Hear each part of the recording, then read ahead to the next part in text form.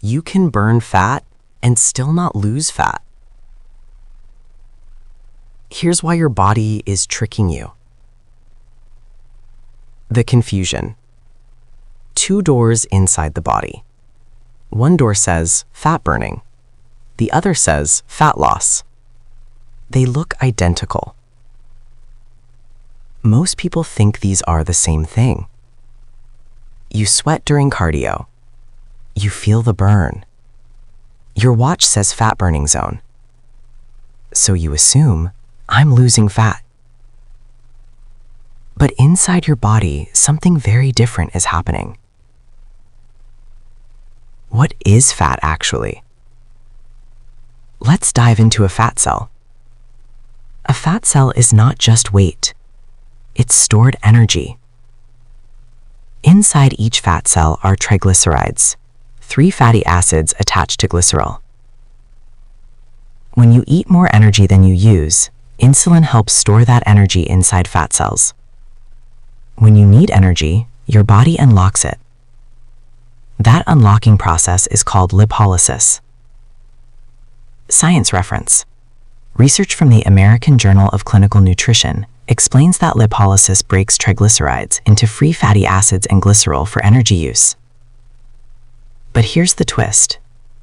Unlocking fat is not the same as eliminating fat.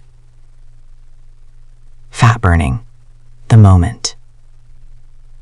When you start jogging, inside the muscle cell, mitochondria light up.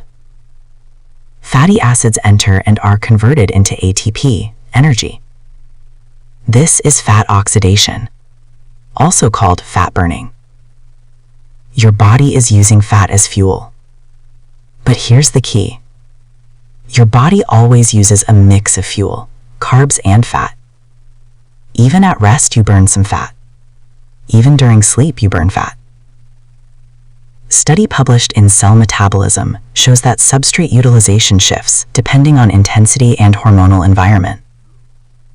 So yes, you burned fat during that workout. But that does not mean your fat cells shrank long term. The real question. Inside the body, the fat cell asks, will this fat come back? Because if you burn 300 calories from fat during exercise, but later eat 500 calories extra, your body will refill the fat cell. Fat burning happened. Fat loss did not. Fat loss is the result. Fat loss only happens when there is a sustained energy deficit. That means, over time your body uses more energy than you give it. When that happens, 1. Lipolysis increases. 2. Fat oxidation continues. 3. Stored triglycerides shrink. 4. Fat cells reduce in size. They don't disappear. They shrink. This is the difference. Fat burning equals temporary fuel usage. Fat loss equals sustained reduction in stored energy. Why cardio confuses you? Low-intensity cardio burns a higher percentage of fat. High-intensity training burns more total calories. But what determines fat loss? Total energy balance across days and weeks. Not the fat burning zone. That zone only tells you what fuel you're using at that moment.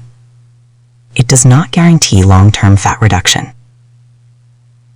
Inside your hormones. Meet insulin. When insulin is high, fat storage is easier. When insulin drops, like between meals or during fasting, lipolysis increases. But insulin alone does not cause fat gain. Energy surplus does. Hormones influence the process. Calories determine the direction. This is supported in metabolic research, showing that body fat change is governed primarily by energy balance, regardless of macronutrient distribution. Why you can burn fat and look the same. Let's say you do 30 minutes of cardio daily. Burn 250 calories from fat each session. That's 1,750 calories per week. But you reward yourself with snacks totaling 2,000 extra calories. Net result? No fat loss.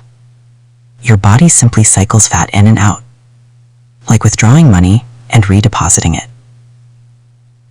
What actually shrinks a fat cell?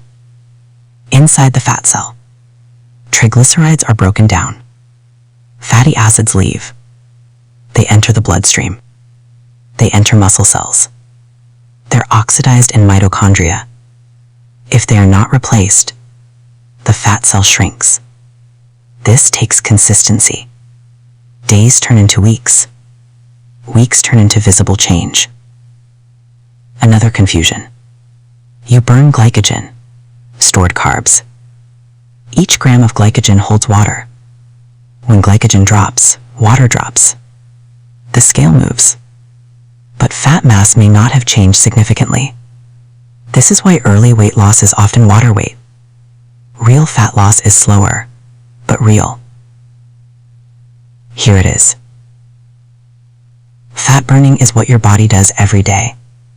Fat loss is what happens when energy deficit is sustained. One is a moment, one is a result. If your weekly energy balance is not negative, your fat cells will not shrink, no matter how much you felt the burn. Practical application. If your goal is fat loss, 1. Create a small calorie deficit, 300 to 500 per day. Lift weights to preserve muscle. Walk daily to increase total expenditure. Prioritize protein. Sleep properly. This keeps lipolysis elevated consistently, and consistency shrinks fat cells. The fat cells slowly shrinking, mitochondria working efficiently, hormones stabilizing, the body adapting. You don't need to burn more fat in one workout. You need to create an environment where your body has no choice but to use stored energy over time. If you now understand the difference between fat burning and fat loss, then the next question is, what actually determines how many calories you burn per day? Because your metabolism is not what you think. And in the next video, we're going inside your metabolism to show you what really controls your daily energy expenditure.